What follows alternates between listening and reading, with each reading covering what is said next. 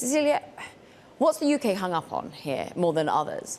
The UK is hung up on the idea that allowing Microsoft to acquire Activision Blizzard would harm competition, particularly of competitors like Sony, who compete with Activision Blizzard in the console market. To that end, are we seeing the fact that they are talking more directly about selling off certain labels? Call of Duty, as everyone thinks that they would be forced to sell. Would they, do you think? Is that going to be a rallying cry from other regulators? One of the potential remedies that the CMA shared today was the idea that Activision Blizzard would divest from Call of Duty, which is its blockbuster video game. It brought in $1 billion, the latest installation in October, within 10 days of its release, and buoyed Activision Blizzard during a really tough earnings season for a lot of gaming companies. So it's safe to say that Activision Blizzard is not happy about that suggestion at all. Cecilia, nice to see you.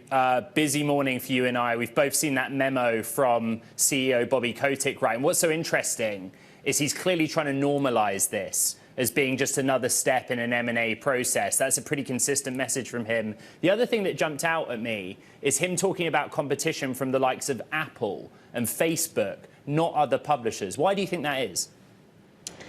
It's really tough. I mean, gaming companies were for a long time considered their own segment away from tech companies broadly, but over the last decade, gaming companies and tech companies have more and more in common as they expand their businesses into IP, into advertising, into all sorts of areas traditionally associated with companies like Apple and Facebook.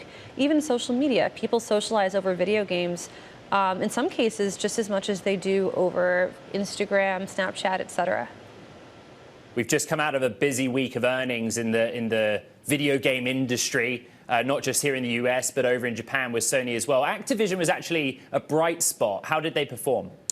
Activision performed all right. Like I said before, Call of Duty really buoyed Activision's revenue last quarter because the last installment of the game really broke records, selling $1 billion within 10 days of its release.